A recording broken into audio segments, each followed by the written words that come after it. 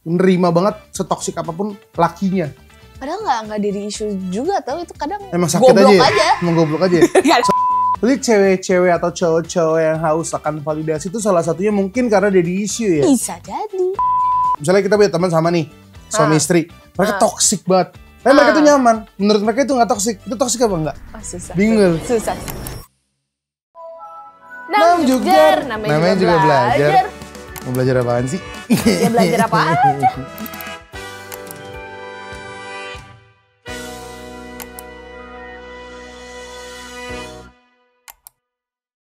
Welcome back to Namjugar. Lu hari ini katanya mau interogasi gue. Emang. Apa? Lu mau interogasi apa? Serius ya? Oke. Lu pernah gak sih lu ngerasa lu clingy? Always, every time? 24 hour? Takut ditinggalin? Oh, 24 hour? Craving for attention? Nggak terlalu, tapi pernah lah. Jangan lu daddy issue? Kayaknya gue mami issue deh, bukan daddy issue deh. Masa? Coba kita bahas. Oke. Hari ini kita mau bahas soal daddy issue. Gila, 4 kali ngetek lo mau buka gitu doang. Dari tadi 4 kali ngetek. Ayo lanjut. Berarti lu familiar dong sama daddy issue? Iyalah, maksudnya di sosial media tuh kan banyak banget yang diangkat. Kayak misalnya contoh, cewek-cewek yang suka nyari caper ke laki-laki. Cewek-cewek yang kayak, mereka tuh bilang craving for attention. Yang gue bilang tadi kan. Kelingi ke cowok-cowoknya yang kayak nggak bisa lepas apa segala macam, nyari kayak sosok ayah mungkin ya di hidupnya mereka yang mereka selama ini nggak dapet. Tapi ada sesuatu yang misleading tau sebenarnya soal daddy issue. Maksudnya? Jadi daddy issue itu sebenarnya bukan sesuatu yang untuk cewek doang. Jadi nggak. Oh, nggak gender based ya berarti? Iya, ya? nggak stereotype ke cewek doang tuh enggak gitu. Sebenarnya itu bisa terjadi cowok, bisa terjadi di cewek juga. Balik lagi berarti tergantung masa kecilnya itu yang tadi lu bilang. Iya, masa kecil dia, hubungan dia dan ayahnya itu seperti gimana apa? gitu. Kayak jurnal yang kita dapat itu attachment theory dari John Bowlby dan Mary Ainsworth menjelaskan bahwa hubungan pertama antara anak dan caregiver, dalam hal ini ayah ya, adalah blueprint dasar cara anak membangun hubungan emosional ke depannya. Oke, berarti tergantung gimana bokap nge-treat kita juga dong? Iya. Kalau bokapnya dingin, bokapnya abusive gitu-gitu bakalan nyiptain anak yang mencari kehangatan di luar. Bener, apalagi kayak bokapnya misalkan gak konsisten, let's say bokapnya jauh atau gak tinggal serumah, itu tuh juga bisa menimbulkan si daddy issue ini. Gitu. Jadi si daddy issue, sebenarnya ada daddy issue, ada mommy issue ya.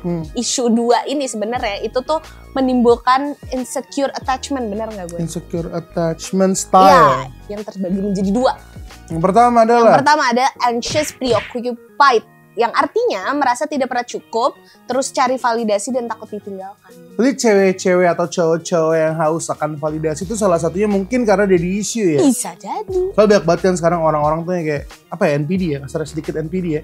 Iya. Ya karena dia butuh validasi dari orang lain segala macam. Mungkin lebih ke narsis kali ya? Iya. Mungkin. Karena mungkin gak di rumahnya tuh tidak pernah dia yang kayak, good job nak, gitu. Apa ya, validasi dari orang tua ya yang kayak, ih bagus banget kamu, nilainya 100, proyeknya bagus, gitu-gitu mungkin jarang. Jadi dia mencari validasi di luar rumah. Yang kedua, ada avoidant dismiss. Ini elu banget sih menurut gue. Jujur. Nih, susah dekat dengan orang, merasa tidak butuh hubungan, dan cenderung dingin. Siapa yang dingin?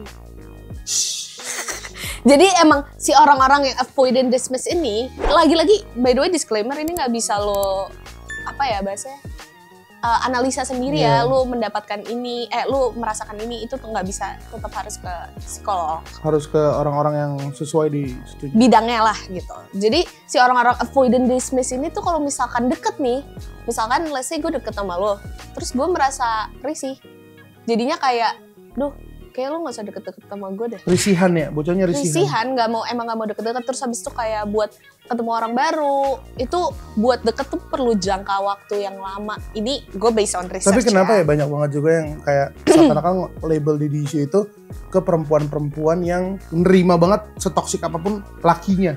Padahal nggak daddy issue juga tau, itu kadang emang sakit aja. Emang goblok aja. Soalnya goblok aja itu. Banyak banget yang kayak yaudah ini bilang dia mah daddy issue karena cowoknya udah toxic banget, udah apa segala macam, dia kayak nggak apa-apa dia gitu, atau dia bakalan berubah segala macam. Karena mungkin gue ngeliatnya tuh apa mungkin karena dari kecil dia bapaknya dingin lah atau nggak baik lah, jadi dia kayak nyari kayak, oh gue udah biasa sama cowok yang kayak gini, mungkin. Karena familiar, ada perasaan familiarnya perasaan itu ya. familiar. Tapi iya nggak juga sih menurut gue. Mungkin kayak ada beberapa temen gue yang begitu tapi deket banget sama bapaknya. Oh emang sakit aja? Emang suka aja. Ada orang yang suka toxic relationship kan. Iya, ada. Kayak menurut mereka seru gitu. Okay. Anyway, kita sampai di problemnya. Problemnya emang dari daddy issue-nya apa? Nih, problemnya itu adalah generasi sekarang menyebutnya sebagai fatherless generation. Bukan hanya secara fisik atau ayah nggak tinggal serumah ya, tapi secara emosional. Ayah yang nggak hadir secara utuh dalam pengasuhan, terlalu sibuk, atau tidak pernah membangun koneksi emosional. Nah, istilah fatherless generation ini muncul di barat alias di sono di west sebagai respon terhadap data sosial yang menunjukkan dampak besar dari tidak adanya figur ayah di US tahun 2000-an awal. Ya maksudnya mungkin gini kali ya. Maksudnya oke, bapaknya keluar kota segala macam itu juga mungkin secara tidak sadar pas udah gedenya baru berasa, Ces. Karena menurut gue di masa kecil itu, ini gue juga belum jadi bapak ya, tapi ini based on yang gue rasain. Menurut gue di saat lu kecil lu nggak ada figur bapak, itu bakalan ngefek banget. Karena maksud gue kalau ibu yang nempel lu terus dari kecil, lu bakalan lebih mellow, lebih perasa. Ngerti gak sih lu? Sedangkan lu juga butuh logic dari laki-laki yang adalah bapak gitu sih. Jadi berat sebelah. Menurut gue emang nggak boleh kehilangan dari dua belah pihak sih. Sesibuk-sibuknya bapak haruslah sekali-sekali lah ada lah gitu. Ada. Gue sama emak gue mulu, tapi emak gue rokes bro. Ya kan bapak lu juga. Iya. Gitu. Jadi nih gue ada data nih dari UNICEF tahun 2017. 1 dari 4 anak di dunia hidup tanpa keterlibatan aktif ayah dalam pengasuhan. Fatherless tadi. Ya. Fatherless tadi. Dan ada dari Forum Perlindungan Anak Indonesia. Tadi kan udah global nih, sekarang yang Indonesia. Di Indonesia itu sekitar 70% anak tidak tinggal dengan ayah biologisnya secara aktif. Mungkin kalau di Indonesia, apalagi di Pulau Jawa, gue ngerasanya mungkin terlalu banyak orang ya, terlalu banyak populasinya. Jadi mungkin ini banyak yang orang tuanya nggak kuat dan diadopsi apa segala macam mungkin ya. Berarti secara ekonomi. Iya, karena birth rate-nya menurut gue terlalu besar di Indonesia sih. Bisa jadi. Mungkin ada yang meninggal juga. Atau ada yang nikah lagi. Iya, mostly banyak yang cerai juga kan di Indonesia. Kan kalau nggak salah, datanya nanti tulisin di sini. Itu tuh kalau nggak salah tingkat perceraian di Indonesia tuh meningkat. Makin tinggi lah gitu, sepengetahuan gue. Tes editor. Nah, dampaknya dari lu nggak deket sama ayah itu adalah yang pertama ada dampak psikologisnya kan. Dampak psikologisnya adalah, gue baca, kesulitan mengelola emosi dan stres. Terus bisa rasa tidak berharga atau tidak layak dicintai. Terus kayak ketergantungan pada validasi orang. Dan mudah terjebak dalam hubungan abusive atau tidak toxic. Toxic kan, dari gue bilang kan, dia suka banget kalau cowoknya toxic kayak gitu kan. Mungkin kalau misalkan toxic tuh kayak apa ya, maksud gue gak selalu akan stereotype kayak dia ada di issue. Gak tau ya, ini menurut gue. Kayak mungkin kalau misalkan, lu ngerasa ada di issue gak tapi? Iya, kalau misalkan gue cuma ngeliat di TikTok yang kayak relate nih gitu ya? Iya. Tapi di luar ini ya, menurut gue ini kan gue nggak tahu ini dampak psikologis apa enggak. Karena menurut gue kalau misalkan lo nggak deket sama bokap lo atau lo nggak ada figur ayah, lo mungkin jadi nggak punya standar laki-laki kali ya. Kayak oh laki-laki tuh harusnya gini loh. Kayak mungkin jadi maksud gue kadang figur ayah mungkin nggak harus ayah, ngerti nggak maksud gue? Kayak gue ngerasa figur ayah gue tuh malah kakek gue. Iya, yang kayak gitu-gitu maksud gue, kayak mungkin figur sosok laki-lakinya ini mungkin tetap akan harusnya selalu ada, karena di lingkungan keluarga gue itu mostly cewek. Oh jadi nggak dapet ya? Iya, jadinya kayak nggak ada standarisasi kayak oh laki-laki tuh harusnya begini loh sama cewek, atau enggak oh laki-laki itu harusnya melakukan A loh instead of B gitu. Itu tuh jadi nggak ada standarnya menurut gue kalau nggak ada figur ayah atau figur laki-laki lah, seenggaknya gitu. Nih Ces, bacain dampak sosialnya juga Ces. Nah, dampak sosialnya itu yang pertama ada pola hubungan yang kacau, on off relationship, mungkin kayak putus nyambung gitu ya. Iya, putus nyambung bisa sih. Terus toxic dependency. Toxic dependency itu kayak gimana? Toxic relationship. Kayak ya, pokoknya dia malah suka nyari ya. Kayak bukan suka keributan ya. Mungkin kayak mereka emang suka dalam lingkungan yang sebenarnya toxic. Mungkin karena balik lagi mungkin karena familiar. Tapi ini balik lagi ke rumahnya sih. Kalau rumahnya sebenarnya damai-damai aja. Nah terus kalau misalnya ini sebenarnya kita ngeliatnya dari orang luar, hubungan teman-teman kita. Misalnya kita punya teman sama nih suami istri, mereka toksik banget. Tapi mereka tuh nyaman. Menurut mereka itu nggak toksik. Itu toksik apa enggak? Oh, susah. Bingung. Susah sih. Ini sebenarnya kayak contoh ya, nggak sampai pukul-pukulan deh. Pokoknya toksik lah. Kayak kata-kataan atau apa segala macam. Tapi buat mereka tuh ya itu love-nya mereka. iya itu love language kali ya kan. Tapi sakit gak sih? Tapi sakit sih. Mungkin kayak akhirnya lu bisa berdamai sama kayak ya udah deh emang lu gitu deh gitu. Oh ada lagi. Terus yang terakhir adalah cenderung menarik atau mencintai orang yang sifatnya mirip ayah yang tidak hadir, unavailable, cuek, kasar. Tapi ini balik lagi ya, ayahnya seperti apa. Kalau misalkan dia emang dari awal dari lahir nggak punya ayah, maksudnya kayak bukan nggak punya ayah apa ya? Atau yatim dari kecil aja ya. Emang nggak ada ayah gitu, nggak ada sosok ayah gitu.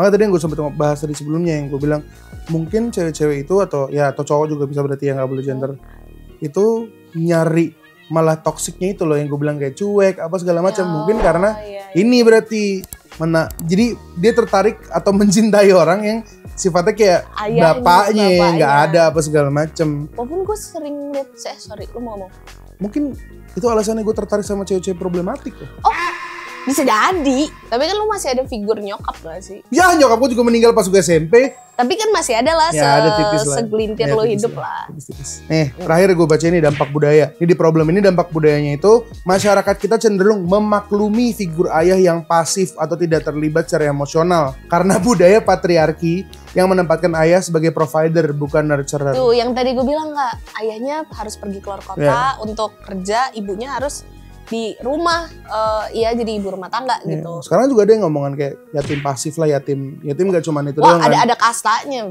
Iya maksud gue ini juga bisa masuk ke yatim pasif jadinya. Ayah yang ada tapi dia sibuk kerja atau kerja ini jadi apa? Nahkoda kapal misalnya. Nah kayak gitu, atau pilot gitu kan, jadi kayak jarang ketemu. Mungkin tapi maksud gue secara berkembangnya teknologi, lagi-lagi kita bukan orang tua. Tapi maksudnya secara teknologi mungkin sekarang bisa kayak oke, dia harus let's say pilot deh. Pilot atau enggak dia kerja di luar negeri gitu. Kan sekarang ada video call. Iya, sekarang udah untuk memenuhi sisi emosionalnya kayak nggak harus ketemu juga nggak sih sebenarnya? Kalau di zaman sekarang ya? Zaman sekarang. Tapi gue ngeliat juga ini loh Jess, kayak misalnya laki-laki itu harusnya sekarang udah mulai lebih melek untuk kayak kita sebagai laki-laki tuh bukan cuma nyari uang untuk keluarga ya. Lu bukan cuma sebagai provider, bener yang kata dia bilang tadi. Gue sampai ada temen gue namanya Arda. Arda itu dia sampai bikin IG yang sekarang naik. Dia bikin sama anaknya namanya Babe Eji. Nah dia tuh tahu Babe Eji, nah dia tuh mau ngasih kalau ini nih cara lu sebagai laki-laki, jadi anak kecil tuh udah nggak boleh lagi fatherless. Gitu. Jadi ada waktu buat anaknya, dia ngegedein anaknya, dia nge-includein anaknya di apapun aktivitas yang dia lakuin kayak gitu-gitu. Itu dibutuhkan banget sih. Itu gue setuju sih. Biar makanya di dampak budaya ini terakhir juga luka emosional ini tidak dianggap penting, padahal efeknya bisa menetap hingga dewasa. Iya itu benar. Karena ada studi juga, gue lupa kalau nggak bisa lihat di sini ya. Studinya ini itu pokoknya bilang kalau anak seorang misalnya kita nih manusia itu terbentuk itu paling kelihatannya pas dari kecil. Jadi apa yang terjadi sama kita di waktu kita masih kecil itu berdampak sangat besar di kehidupan kita saat dewasa. Iya benar. Gimana lu dibesarkan lah ya intinya. Nih, ada Journal of Adolescence di 2013 yang bilang kalau anak-anak yang dibesarkan tanpa kehadiran ayah lebih cenderung mengalami depresi, kecemasan, dan gangguan kelekatan atau attachment disorder. Itu juga sih. Gue gak memungkiri sih. Maksudnya mungkin gue gak tahu gue daddy issues atau enggak. Tapi itu salah satunya gue ngerasain yang kayak attachment issues segala macam. Lu juga sering bilangin gue lah. Iya. Kak kayaknya lu attachment issues deh. Kak kayaknya lu ini issues deh. Iya mungkin karena kecilnya gue ya gitu. Jadi emang berpengaruh besar di kehidupan dewasanya. Nah, kesimpulannya nih apa nih? Oh, kita sampai di kesimpulan. Kesimpulannya adalah daddy issues itu bukan bercandaan ya guys. Karena itu adalah luka dalam yang terjadi karena ketidakhadiran atau ketidakterlibatan emosional ayah saat masa tumbuh kembang. Efeknya itu bisa nggak kelihatan, tapi sangat berpengaruh ke cara kita menjalani romantic relationship, kepercayaan, dan berhubungan hari ini. Tapi sorry deh, gue pernah baca di sosmed, gue lupa di mana. Tapi kayak kalau misalkan cewek nggak deket sama bapaknya, dia akan mencari validasi ke cowok lain. Tapi it goes both ways gitu nggak sih? Cowok juga gitu. Sama kok. Gue waktu itu kan gue bilang gue nggak tahu gue mami issue apa daddy issue. Pokoknya kayak gue parents issue lah intinya. Sama apa yang gue cari, mungkin yang gue nggak dapat validasi dari orang tua gue dulu. Gue pengen banget partner gue tuh bisa ngevalidasiin gue itu, karena ada sesuatu yang hilang dari gue. Kayak ada yang pengen diisi. Ya kayak gitu. Oke. Untuk merangkum semuanya nih Kak, pola emosional orang yang mengalami daddy issues itu biasanya tuh butuh validasi dari lawan jenis. Mereka tuh push and pull kayak agak takut buat ditinggalin tapi takut juga buat deket gitu. Terus habis itu yang terakhir sering merasa kalau misalkan dirinya itu nggak layak dicintai. Iya, tapi di luar itu ada juga yang dia malah clingy. Oh ya. Ya malah clingy, malah terus dia nyari ya gitu yang sama yang ada di rumah, kayak nyarinya mungkin cowok yang cuek, cowok yang nggak ada, atau cewek cowok yang kayak bapaknya gitu loh, yang nggak ada segala macem. Berarti sebenarnya deep down mereka masih kayak mengidolakan bapaknya. Karena itu sosok gitu yang mereka dapetin, makanya mereka kalau dikasih, makanya rata-rata orang-orang yang problematik, orang-orang yang daddy issues, rata-rata kalau pasangannya itu malah misalnya dapetnya yang cuek, yang buruk, yang apa, dapetnya yang baik, nurturing segala macam, mereka malah kayak risih. Oh. Risih. Oh harus gitu ya? Ada gerakannya gitu. Gitu. Ya mungkin ya bisa jadi sih. Jadi sebenarnya daddy issues itu lagi-lagi kita ulang bukan masalah cewek atau cowok gitu.